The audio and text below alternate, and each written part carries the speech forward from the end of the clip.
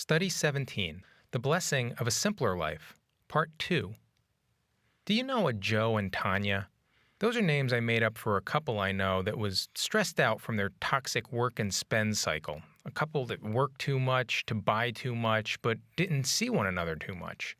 Well, let me tell you the rest of their story. Last year, they decided to splurge for a getaway to Brazil.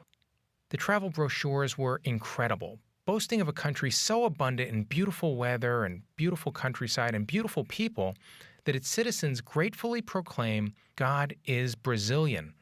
The trip was a stretch for their budget, but it seemed too good to pass up. But as they flew into São Paulo, an enormous city with 3 times the population of Los Angeles and twice the area of Rhode Island, what they saw belied the brochures. São Paulo was a carpet of poverty, thousands of square miles of squalor, literally thousands. From 2,000 feet up, they viewed the countless favelas, the slums, and they extended as far as the eye could see.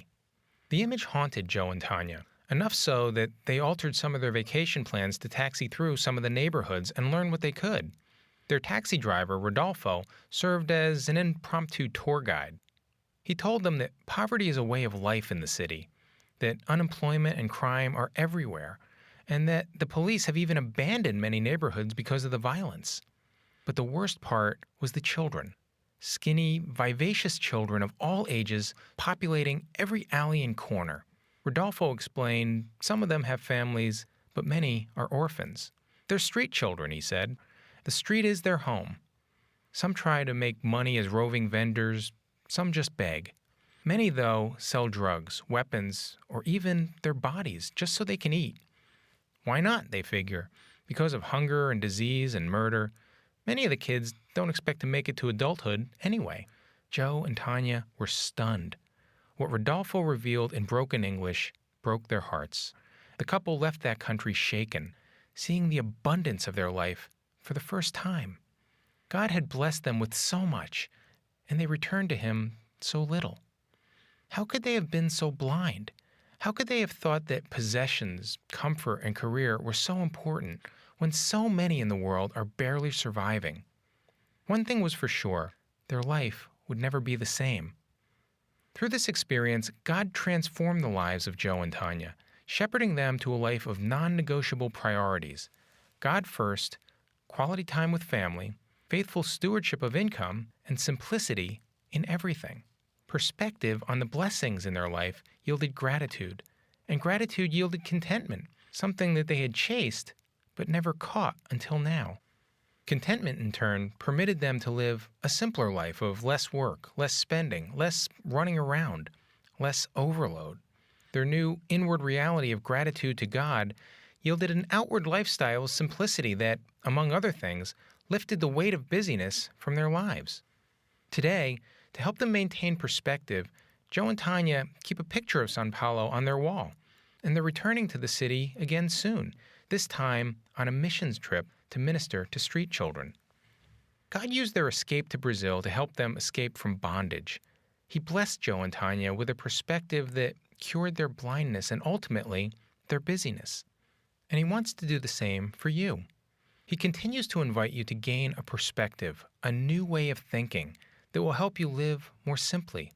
The formal invitation reads, "Do not conform any longer to the patterns of this world, but be transformed by the renewing of your mind." If you want to live a simpler life, God says seek a renewed mind. Like Joe and Tanya, the more you focus on how blessed you are rather than on what's missing from your life, the more you'll be able to enjoy the blessing of a simpler life. Perspective is power. There are a couple major obstacles to maintaining proper perspective, though. Cultural currents, if you will, that threaten to drown out our context of abundance and carry us back to our old patterns of thinking and living. 2 of the swiftest currents are the temptations to overspend and to overwork. Join me as we battle this whitewater in the next 2 studies. Think about it. On the surface, today's study may have seemed only remotely connected to beating busyness, but it digs down to a root cause and offers a permanent solution. What was the root cause of the couple's overextended life, and why are they unlikely to return to that life? for group discussion. When you think about the quality of your life, what's your benchmark? In other words, against what or whom do you measure your quality of life? We often do this by comparing ourselves to someone who lives near us or to what our life was like in the past. As a result, no matter what we have, we tend not to see our life as terribly abundant. But what if our benchmark were a single parent in a Brazilian slum, or a refugee in Sudan, or a homeless person in the next city? How would that frame of reference change your thinking and your ability to live a simpler life? Talk to God about it. Reflect on Romans 12:2. Do not conform any longer to the pattern of this world, but be transformed by the renewing of your mind.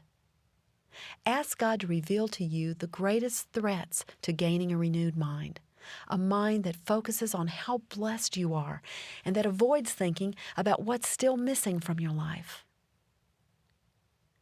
Your Freedom from Busyness Plan, Part 17. Joe and Tanya thought it critical to hang a picture of San Paulo on their wall to keep perspective. What daily reminders of the abundance of your life will you keep before you?